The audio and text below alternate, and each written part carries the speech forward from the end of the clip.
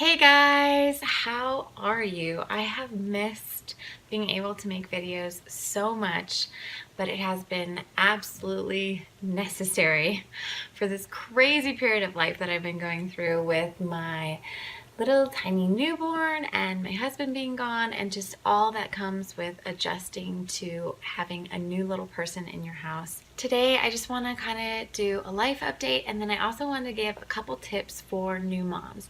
If you watched my last video at all, you know how much I was struggling. I was not getting any sleep and my world was just totally rocked by this tiny human. And even though this is my third time doing it, I felt like a first-time mom all over again. I felt like I didn't know what to do, and my entire routine and control of everything was gone. And so it was definitely challenging and a very growing time. Now today she's turning 3 months and I see the light. I feel like we are, things are settling and we're getting into a little bit of a rhythm and routine. Good news is I've been starting to get bigger chunks of sleep, and I cannot even tell you, when you go sleep deprived for a long amount of time and then you get little chunks of sleep, like even just a 4-hour stretch, you feel like a new human. And it's funny because I wake up and when I get some sleep, I wake up and I think, oh, so this is how normal people feel. That's how they're able to do everything. That's how they're able to go to work and produce videos and have a conversation. I was so sleep deprived. I remember ordering coffee at Starbucks and they asked me what size I wanted and what my name was. And both times I just blanked and I was like, I know I should know this. I mean, that's bad. It was that bad. I was very sleep deprived. So let's talk about some tips for new mom. You need to see this as a very special short time where you can just pour yourself out for your little baby. And there really is so much joy in that time because they're so tiny and so magical, but you just have to be able to let go of expectations for your house, for your spouse, your other kids if you have them, and your work. And this is where help really comes in handy. So I think it is so crucial for new moms to have help. You really just can't do it on your own. Your body is still recovering. Your hormones are all over the place.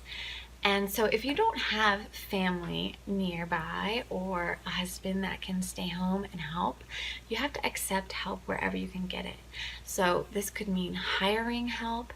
This could mean taking help from, neighbors or people from your church or anybody who offers that you feel comfortable with.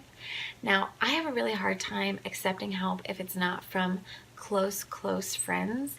But while I was in this period of time without my husband, I accepted any help that was offered. And it was hard. It was hard to have people that I don't feel like I know super well see me in such a vulnerable state, see my house in such a vulnerable state, but it was so necessary for our well-being. And then it gives me the opportunity to get to know them better and to be vulnerable. And when you are vulnerable, it helps other people to open up to you, and then you can form relationships with those people. It's actually a really huge blessing for both parties that are involved. So accept help. Pour into your baby and also pour into yourself as much as you can. I know how hard it is to actually find any time to do things for yourself, but I have found that if I can even just give like little micro doses of what I normally enjoy to myself, it really helps me to keep my sanity. So like reading a paragraph of a book that I'm trying to work through, or doing a quick little exercise for 30 reps or 15 reps or whatever I can do just randomly throughout the day. Now, no, it's not fun to not be able to just sit down and read or to do a full workout or whatever it is that you enjoy doing, but I still think finding time to do little micro bits of these things that we enjoy is so much better than just not doing them at all. I know that when I feel like I'm still moving forward, however slow it may be, I feel so much better about myself and about life than if I'm just letting life hit me in the face and not getting anything done that I want to get done. And so often, like these little paragraphs or maybe a whole chapter that I get to read in a book or listen to a portion of a podcast,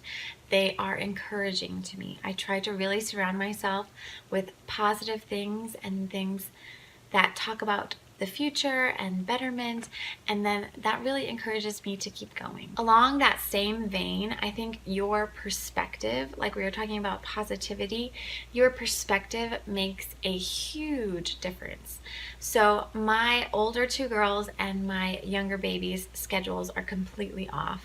The baby goes to bed super early, and then the girls go to bed later, and the baby wakes up for good around 6 a.m. and the girls wake up usually as she's ready for her first nap.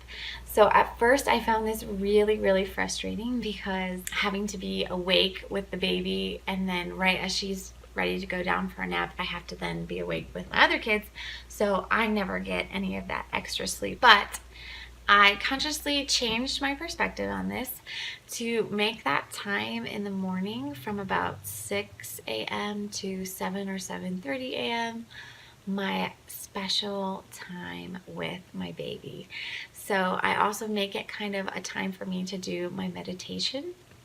And sometimes this looks like actually meditating, and sometimes this looks like just really, really enjoying a cup of coffee or a stretch while I'm talking to the baby. But I think you can make meditation part of your daily routine without even having to sit down and close your eyes. If I just take a moment to put my hand on my heart or on my stomach and really consciously take a few deep breaths in and out, to really consciously enjoy my cup of coffee, to really consciously enjoy any shower that I might get, even if they're a week apart, to really consciously enjoy stretching in the morning, just really simple stretching while I'm talking and smiling at my baby. I think these are all things that I would just normally do in my day and just kind of do without really thinking about it, because you just go on autopilot, you just shower, you just drink a cup of coffee. But to take a moment to make them where I'm really in that moment and I'm really enjoying that present moment has made a huge difference.